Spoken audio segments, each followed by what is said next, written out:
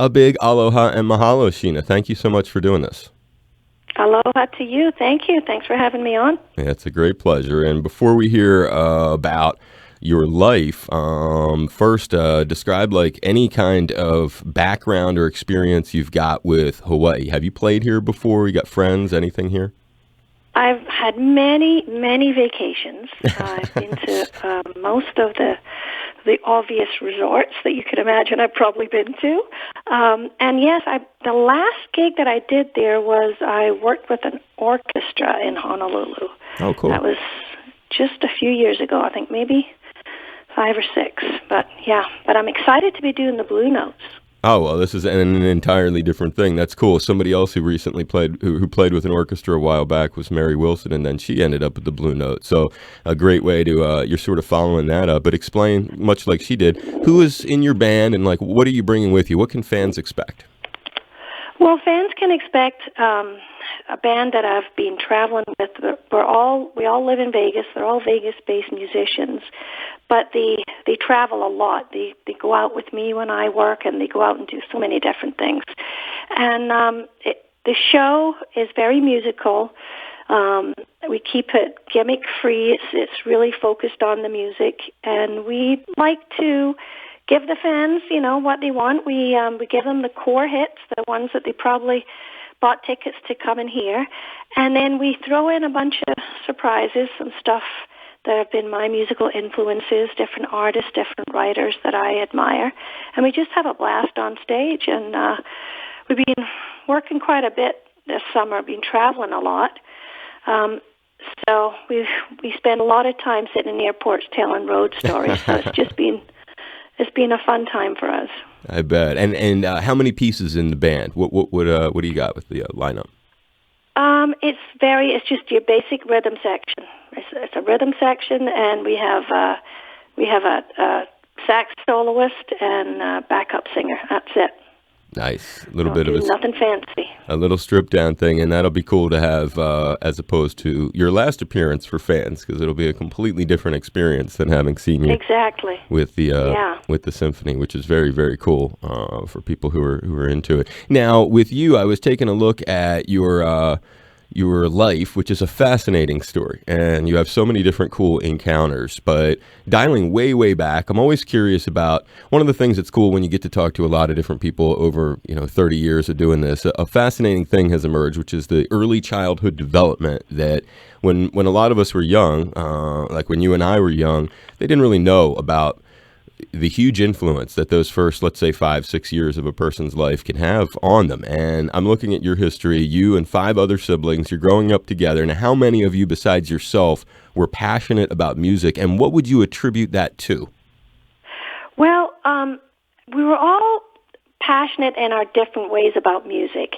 I'm the only one that went on to be a professional performer, but my oldest sister was considered to be the great voice in the family. She sang at all the church things. She was asked to perform at people's weddings. She had a beautiful soprano voice. And I think one of the reasons why we all love music is it was really encouraged in our family. I mean, we grew up very, very working class. My father worked in the steel foundry until he died when I was 10. And then my mom went out to work in factories after he passed to raise us. So we grew up with very bare bones stuff. But one thing that my dad, 2 things he did. He bought a set of encyclopedias, which is a huge thing for the family, which is one of the reasons why I love to learn and one of the reasons why I went to college. And he bought a set of classical LPs. And that was enormous. That was a big thing. It's like, the money was very scarce, but this was something that was important to him. So I think that early on I really got a strong message that, we couldn't afford a lot of stuff, and we scrimped and scraped on most things, but here was what would be considered to be a luxury item.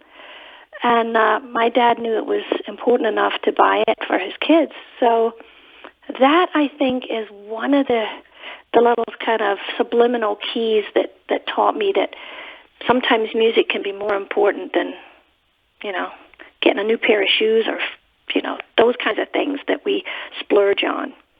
Wow, that's an incredible story, and an incredible thing. An encyclopedia. Then the other flip side, like kind of like a parallel to it, music. Like at a very, very early age, to have those two things be introduced into your life. Not to mention maybe the advantage of growing up originally without having a lot of resources, perhaps can really teach you to appreciate them later in life. Well, it really did, and it was one of those things where also being the youngest of a large family, I had a lot of brothers and sisters that all had different musical tastes, so I was exposed early on to all the different genres of music you can think of. And my dad played his classical stuff, but he also loved all the stuff that he was listening to when he was young in the 40s and 50s.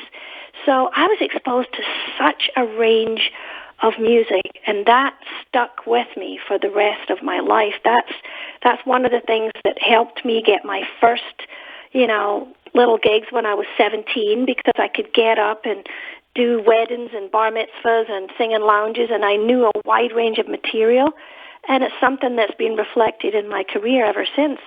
Yeah, no question. And like just to give us an idea, what were your older siblings listening to? If you can drop some names of the stuff, or you name it, everything from Yes and Genesis and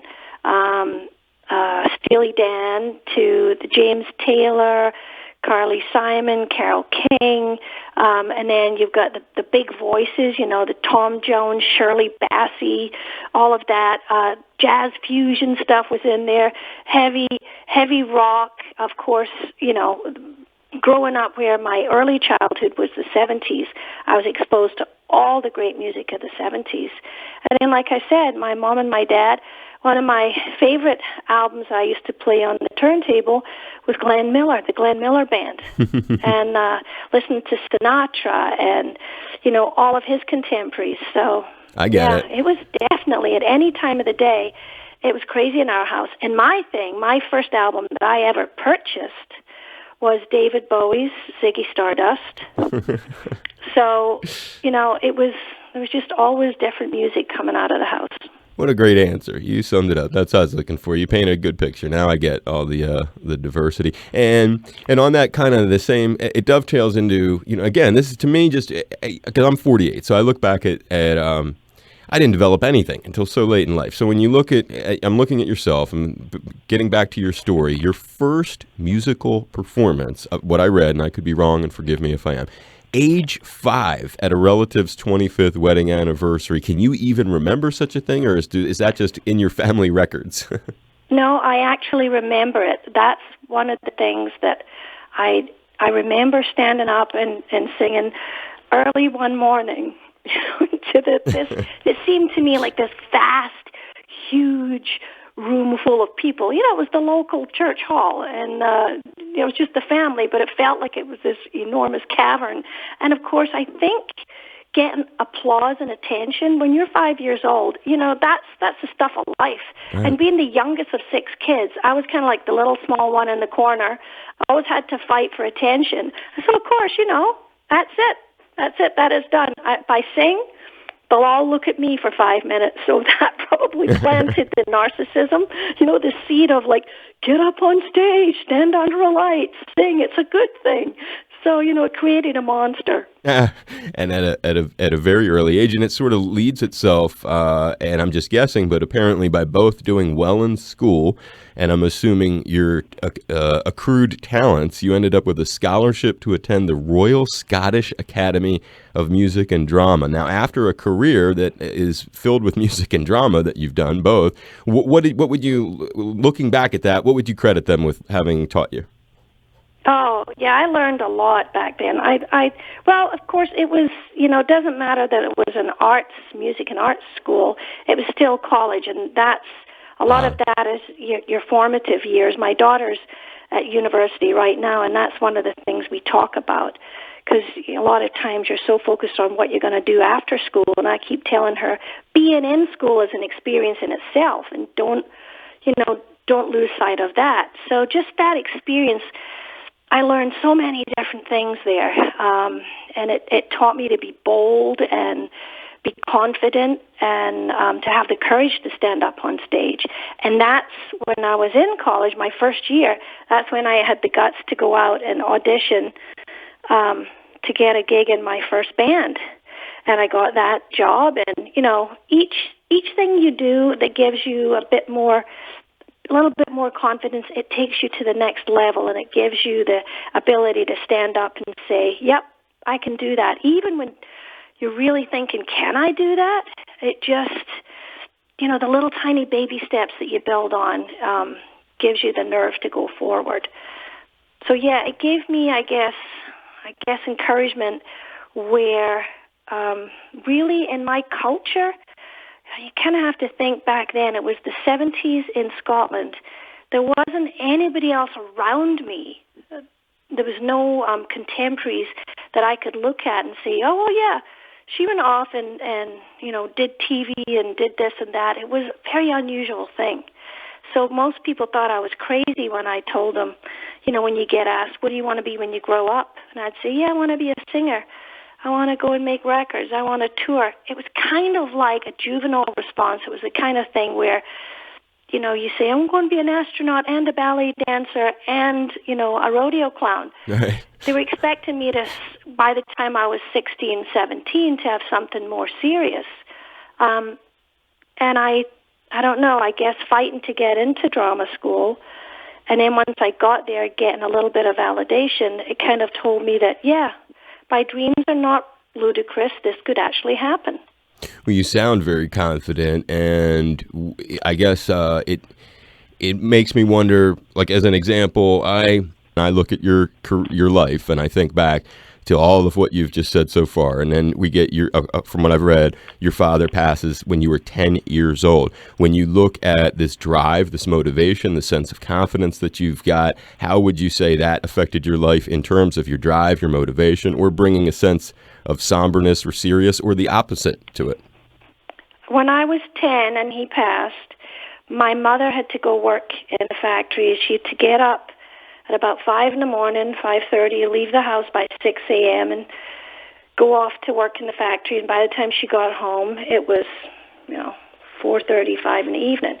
I was handed an alarm clock and a front door key at 10 years old. And it was my responsibility to get myself up, get ready, go to school, come home, do my homework, peel the potatoes, do the dishes. My mom would come home and cook the dinner. And so it was expected of me at 10 to be responsible. And I was. And so that's why I was able to go to college at 17 and not 18.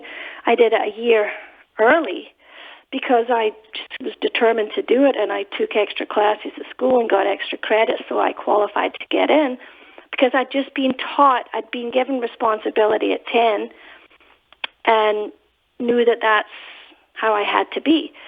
So I guess my father passing made me kind of grow up early. It made me get strong at a very early age. So by the time I was 17, I already kind of felt like I was 20. Right. Now, when I looked at my kids when they were 17, if you'd said to me, yeah, they can go off, move to a different city and move into an apartment and support themselves, I'd have said, you're crazy, not at this age. But for me, it wasn't ridiculous to tell my mom, I'm going off, I'm packing my stuff up, I'm going to get a little place to live, I'm going, off to school and join a band, because I kind of felt like I'd been an adult for the last at least 5 years before that. That's incredible. And what an inspiring story for so many people who will hear that. Well, I think it's not that unusual. I mean, there's a lot of families where parents just don't have the choice. You don't have the luxury. And my mom probably would have loved to have been able to get up and send our kids off to school, but she also had to feed us and keep a roof over our heads and put shoes on us, and that was her only choice.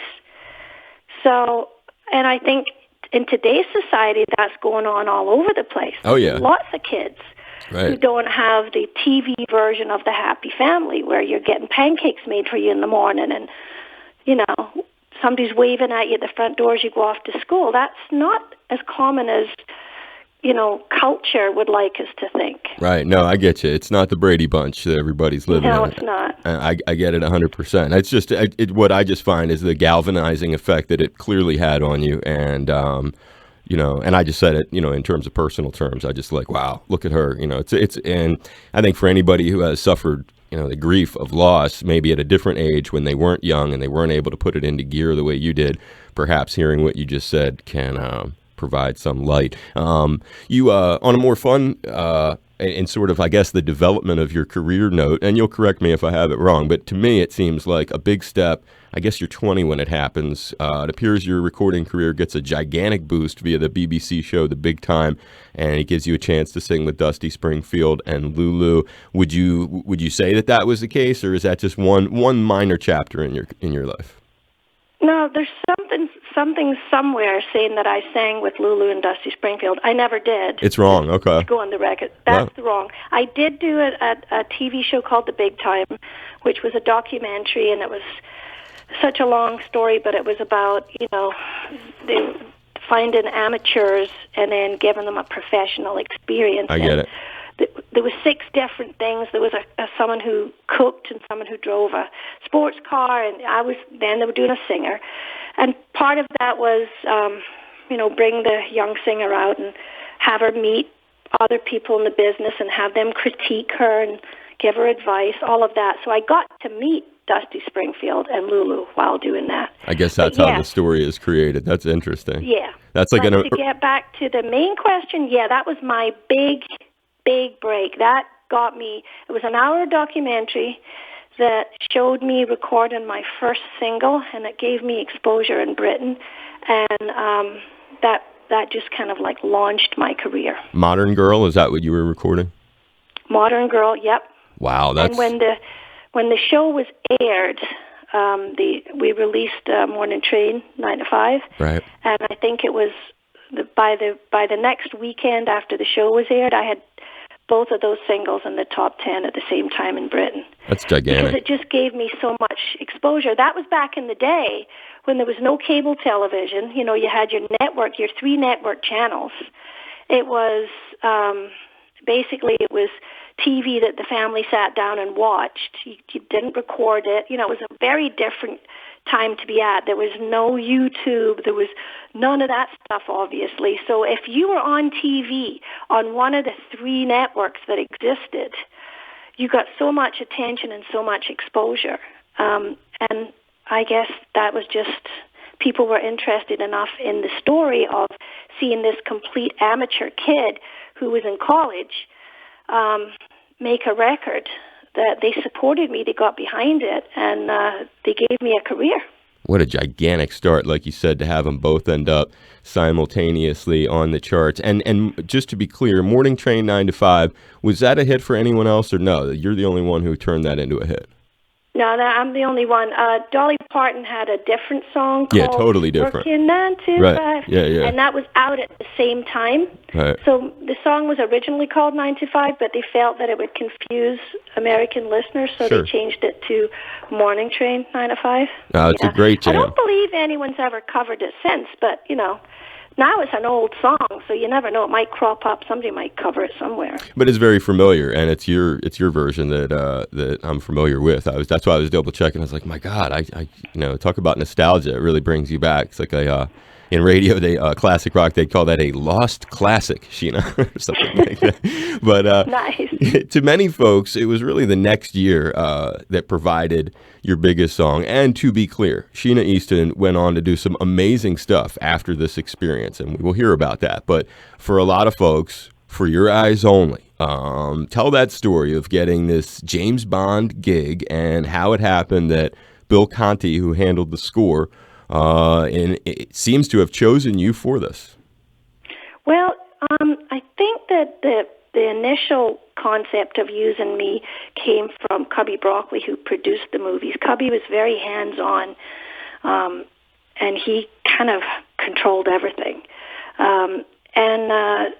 It was kind of unusual that they went out, and I was a brand new artist. I didn't have a track record, but they felt that I was right for the gig, I suppose. And we got the call to go do it, and I was like, I can handle that. But of course, I wasn't really thinking about how heavy a thing it was. I was literally on a train, so to speak. It was the start of my career, and things were taking off, and stuff was being thrown at me one after the other. It was one of those, okay, Tuesday you're in Amsterdam, Wednesday you're in Paris, Thursday you've got to fly to Australia. It was that kind of life, and it was like, oh, there's a chance to do a Bond theme. Yep, okay, I can handle that. It wasn't until I actually went into the studio to do it, and I was sitting, in the room and at the mic, and I started to kind of have a little bit of nerves. And because outside were all these huge executives from the movie studio waiting to come in and critique it, waiting to make sure it was how they wanted it to sound. And it was to the credit of my first record producer, Chris Neal, who made light of it all. I won't say exactly what he said on the air, but, he basically said, hey, ignore them. Let's just have fun. Let's just do what we always do.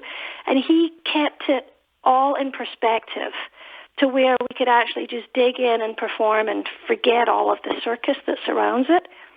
And we got a phone call while we were recording that Morning Train had gone huge in the States.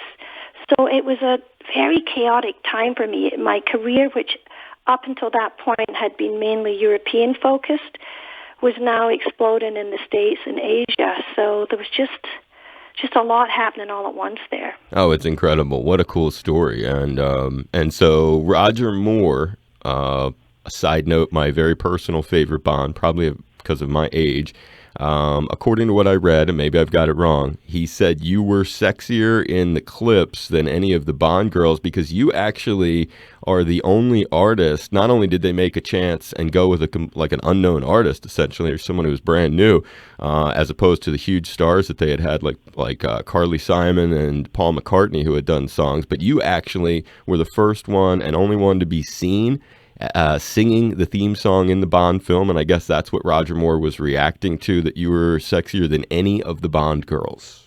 Oh, that he was just being a very sweet gentleman when he said that. But yeah, it was kind of unusual.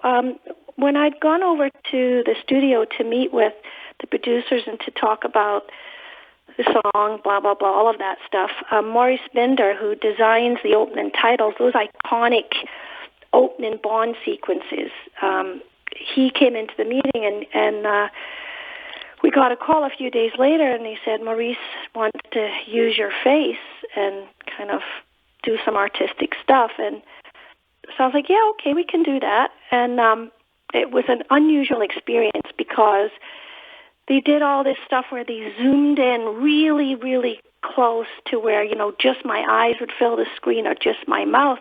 So, of course, I couldn't move my head even a fraction of an inch. Well, try singing the song, giving it expression and feeling, but still don't move. So they ended up clamping my head. I had this C-clamp at the back of my neck so I couldn't move my head. And I was supposed to look like I was naked swimming in the water. So I had on a strapless ball gown thing and a towel wrapped around it so my shoulders were bare. It was so unglamorous, so unsexy, so kind of difficult to pull off just because it had to be so technical. And it ended up when they put it all together and put it on the screen, it turned out kind of cool.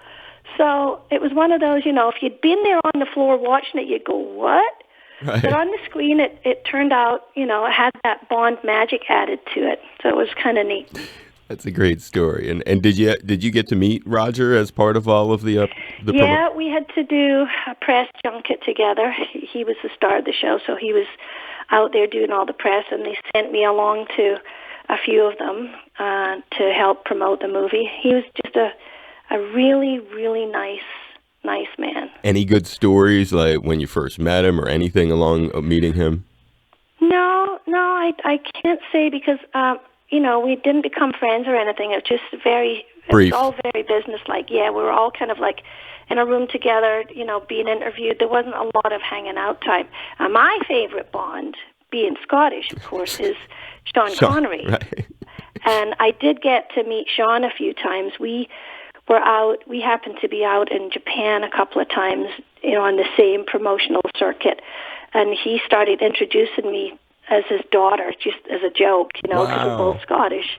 He was a very funny man to be around. He's a lovely, just a sweet soul with a great Scottish sense of humor. Wow, you got to wonder how many of the people who got to be a part of the James Bond franchise have interacted with two of the James Bonds. Look at you, Sheena. That's pretty impressive, huh? I mean, that's just because I'm old. Oh, stop. If you get to be old, once you're old, you've got a lot of experiences. So, yeah, I think just, hanging in there. It's pretty cool though that you got to do that with Sean. That's neat. That's a lot of. And did you ever meet any, just to be so that we're not missing part of the story here? And then I'll be like, why didn't I ask her? Did you meet any of the other Bonds, or is that it for your Bond people? I believe that's my Bond limit right there. Yeah, I don't think I've met any other Bonds. I think 2 is it. 2's not bad. But there's still a lot of living to be had. You never know. Exactly. Next time we talk, you'll have been like, hey, Dave, guess what? But anyway, so after that, you go on and you do some, you duet with Kenny Rogers on a Bob Seger song. That's a pretty interesting thing. But how is it like a Scottish girl ends up winning a Best Mexican-American Performance Grammy? You had to really think that collaboration was something pretty interesting for you. Well, actually, I'm heading off to Chile at the beginning of September to perform there again.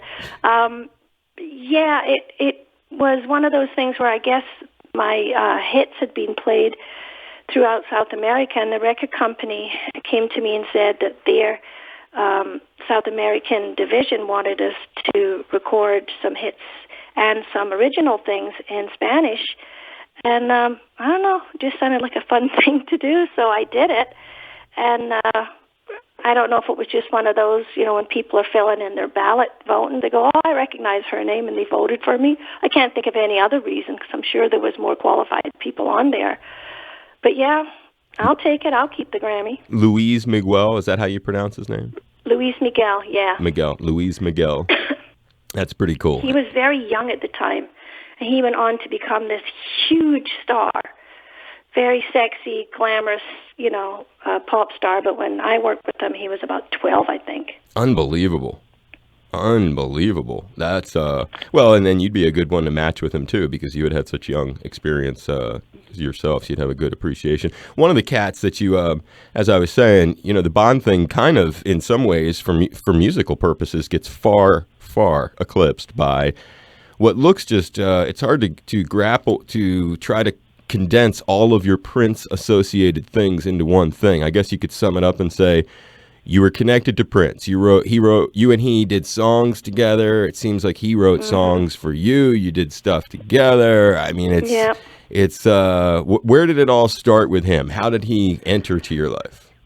The first thing we did was Sugar Walls, which he wrote for me, and it was one of those situations where I was in the studio, and I actually we shared a sound mixer in common. He was mixing for Prince and mixing my album, and he was going back and forth between the studios. And anyway, he came in one day and he had a reel-to-reel, and he said, "Hey, Prince sent this over. He wrote it for you last night and demoed it. If you want to sing it, if you like it, give him a call." And I played it, and it was this funky, amazing groove. It was Sugar Walls. I was like, yes. I was actually I just recorded Strut. It hadn't been released yet, but we just recorded Strut, so it really fit in with that album. And I was like, yep. And I went over, and we worked together, and we laughed so hard. We got along so well. And it just became one of those things where when he'd come into town, he'd call and say, hey, come down to the studio. Come and hear what we're doing. And I'd go down there, and we'd hang out, listen to music. He would play something for me. He would, when we did You Got the Look, he'd finished that song. It wasn't supposed to be duet. He'd done it. And he said, you want to go in and throw your voice on the choruses as backup? Because he had, other people singing, his usual musicians singing the chorus. And I was like, yeah, let me do that. And I went in to sing it, and I didn't know the song. So it was kind of syncopated. Instead of singing along with You Got the Look, he would start, I'd go, You Got the Look. So he went, hey, I kind of like how that sounds. Keep doing that. And it ended up being a duet. Wow. And had you, before the engineer walked in with that tape in the beginning of your story, had you met him yet? No, I hadn't met Prince. I knew of him, of course. You know, he was an artist that I admired like crazy. All of his contemporaries, all of us other artists, if you could put us all in a room and say, you know, who do you want to work with, most of us would have said Prince, just because he worked completely differently from most people at the time. He was very intuitive. He broke the rules. He didn't care what people thought. You know, he did his own thing. And so he was the kind of guy who would do stuff like that, you know, change a completely finished track into something else just because at that moment it sounded good to him. That's how we would record, too. He really didn't like you to sit too long with the song and learn it too well. He wanted to get an outline of the melody and then go in and do your own thing. And so a lot of it was improvisational around the main melody.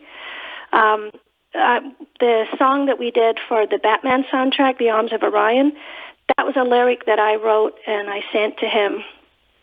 And he called me up and he said, we have to do this as a duet.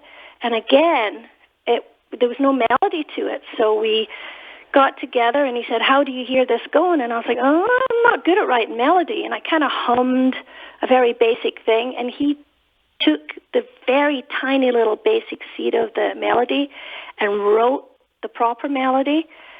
And then we went into the studio and we just kind of sang it. I think we did maybe 3 takes. And that ended up being on the Batman soundtrack. He just was one of these wonderful, spontaneous, intuitive, creative people that if you got the chance to be around him or be in the studio, you couldn't help but experience magic. You did so much with him. Were you friends and hanging out outside of the studio? Yeah, we were friends. I mean, everybody always used to try and make out like there was this huge romance, but, you know, we lived very different lives, but we were definitely friends. It got harder to be friends once I adopted my kids, and he'd call up and he'd go, you want to come down to the studio? I go, you kidding? You know, I've been up most of the night feeding my kids, so there was just less interaction. But, yeah, we stayed in touch a little bit on and off, and he always stayed someone that I just totally loved and respected. What was cooler, Sheena, working with Prince or being on Miami Vice where you married Don Johnson's character? Yeah, that was kind of fun too. Yeah, that's true. That was a fun thing to do. Yeah. So that was being Mrs. Sonny Crockett was a cool moment. It was kind of funny because when we shot our wedding scene, you know how now when you see on TV celebrity weddings and there's helicopters all over the place, people were so obsessed with Don Johnson and Miami Vice at the time that when they knew they were shooting, I mean, it didn't matter if it was me, it'd have been whoever was, you know, being his on-screen wife, but just Sonny Crockett's wedding, they had helicopters and, you know, I guess the forerunner to paparazzi trying to get pictures of the wedding. It was very funny. I can imagine. And final question, I don't know if it tops that, but being the voice of Professor Fiona Pembroke and Scooby-Doo and the Loch Ness Monster had to be rewarding to be that close to Scooby-Doo, huh? Well, you know, Scooby's my guy. Right? Scooby's my guy. When you grew up? I do love me some Scooby-Doo. I've done quite a few cartoon voiceovers, and working with all those great animation artists, there's some amazing talent there. Those are some of the most fun things I've ever done, is doing the cartoons. I can imagine. Well, I mean, who doesn't love Scooby-Doo? And it's a great note to leave it on. She is Friday and Saturday, 6:30 and 9 at the Blue Note. And maybe if you're really sweet to her at the show, she'll do a Scooby-Doo impression for you. It's Sheena Easton, and what a great guest you are. I had a lot of fun talking to you. I hope you enjoyed doing this. I really, really do appreciate you being part of the show. I sure did. It was a blast, and thanks for taking the time. I give you a big hug and a high five. You're great. You're so much fun. Your story is so motivational. Thank you, sweetie. I appreciate it, and thanks for taking the time. And thanks for doing so much research and not just being one of those interviews where it's like, tell me a bit about yourself. I could tell you really did the work, and you sat down to, it was like talking to a journalist as opposed to, okay, so describe yourself and tell me, you knew who you were talking to, and that's not always the case. Giving you a big high five. Stay in touch, and maybe I'll get to say hi at the concert when you're in town. Please do. If you come by, come and say hello. I will do that. Take care, Sheena. Travel safe. Care. Bye-bye. Thanks a lot. You're welcome. Bye. Aloha, my friends. It's Sheena Easton. It's been a pleasure to be here with my friend and fellow James Bond fan, Dave Lawrence.